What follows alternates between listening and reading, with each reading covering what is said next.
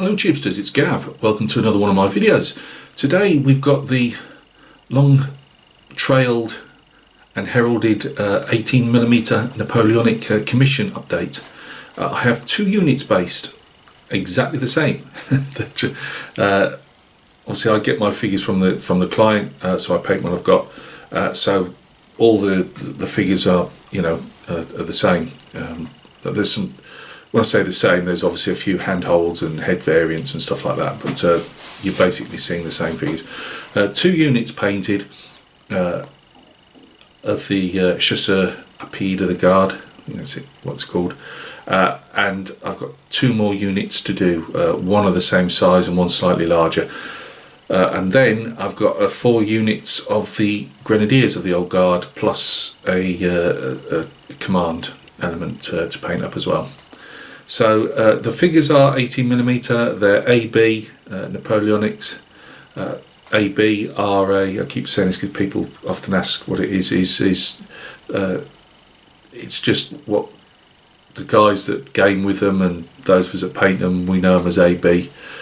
After Anthony Barton, the sculptor, and he used to obviously own his own range. He sold that, I believe, to Eureka, and they're owned by Eureka Miniatures in Australia now.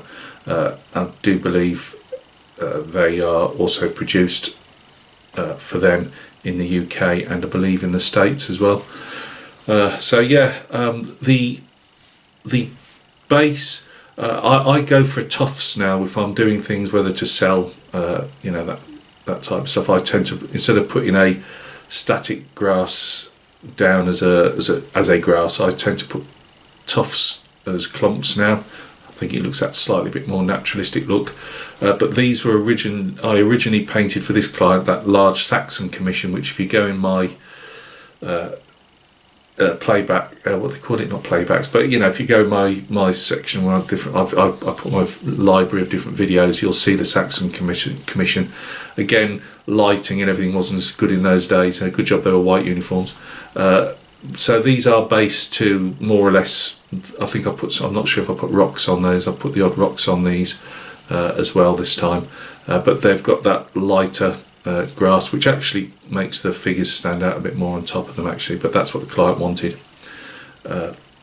So join me at the bench and we'll take a look.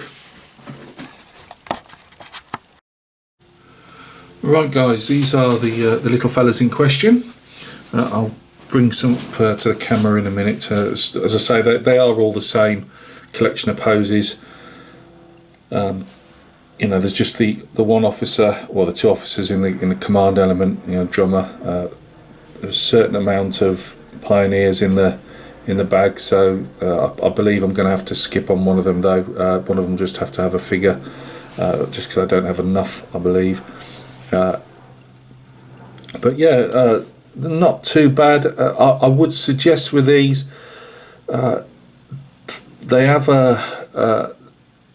and some of it I've had to just paint over in the end because I didn't see them until I put a load of paint on them. They got these tiny spherical spall, like little metal balls. Usually only one, sometimes two, but it just appears. It can appear anywhere, and it's so annoying because a lot of the time they're so small and they get stuck in crevices and you don't notice them even with primer on. It's only when you're really getting in there with your paintbrush, and half the time it's too blooming late to do anything about it. They don't massively stand out, but they're there and they shouldn't be really. So if you're going to do these yourself, just check for this tiny little metal ball. As I say, sometimes there's one and sometimes there's two. More often than not one. I mean, I'd got to a stage I'm obviously painting more of them in the background, and this one I think it was stuck out the side of the blooming bear skin or something, and I thought, well, I can't keep that on, it's got to go. And of course, you end up scraping paint and then having to prime that area and touch it up with other paint. It's a nightmare. So just look out for those. They're these little tiny spherical balls. And as I say, they are playing havoc with these. I'm going to have to be a lot more diligent with the Grenadiers, as I say, but still nice figures. let's just put these down for a second, because I don't know why I'm looking through this viewfinder when I have no glasses on, because literally within the last couple of years I can't see the end of my nose. Right.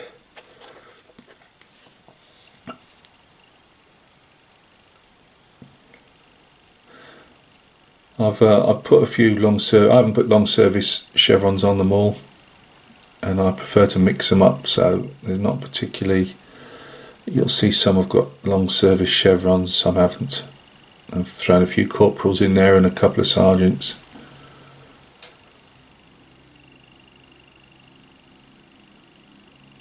As I say, I don't. Even though I paint a lot of Napoleonics, I don't claim to be any form of expert on them whatsoever. As I say, I paint what I'm given, and I just try my best. Put a sergeant on the side there. There's a corporal there. I made obviously the little flower tufts myself, and the few tufts I've put in there.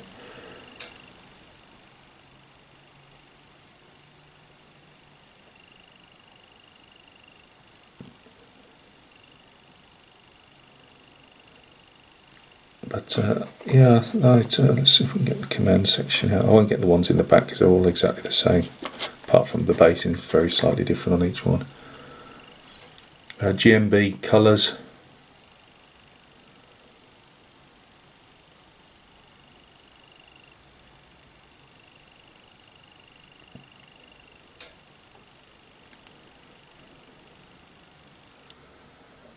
Yeah, very. It's going to be a while before the client gets them, but they're nice figures to do. Not particularly quick, as most Napoleonic units aren't, just because. Let me just use this one as an example. Hopefully I don't push them off the edge. I don't have to repaint them all. There's me pink pointy stick. Yeah, you can't really see under all the lights I've got, but what I try and do is, on this case I've got warm trouser colours. Then I use a different white for the waistcoat. I use warm colours on the lapels, because you tend to find them, probably more it's just a case of the different slings and straps just rubbing up and down the front, but they tend to be a bit more off-white, you know, that like a more of a yellowy browny white. And then I've used cold white on the straps and that again, so that's sky grey with some different off-white I use, and then picked out very occasionally with like a cold white, so quite a bright white, but it's only used in little dots.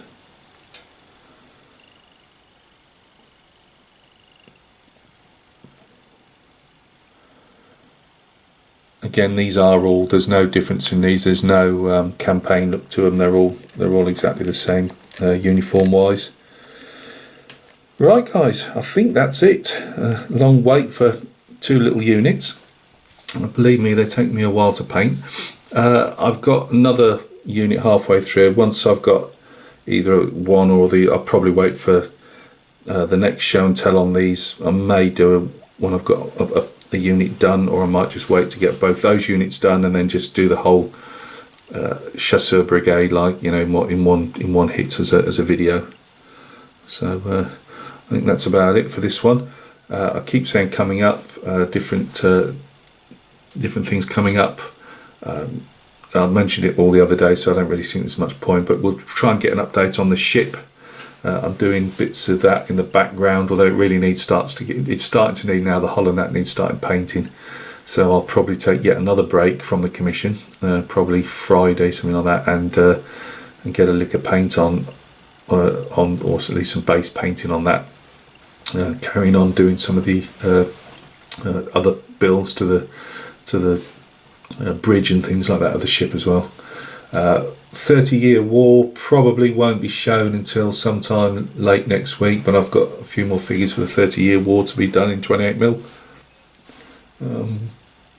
We need to do that base for the artillery figure as well, so we'll get him sorted. Right guys, I'm waffling, and it's only stuff I only said yesterday anyway, isn't it? So I won't keep you. Thanks for taking a look and all the kind words, it's really appreciated.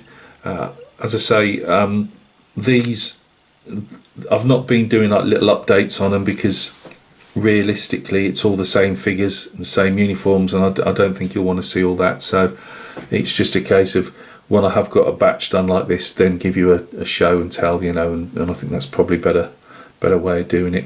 As I say, I don't want to milk it in that respect, you know, just keep showing you the same figures every 2 or 3 days. All right then, guys, you take care of yourselves, and we'll see each other soon on another video.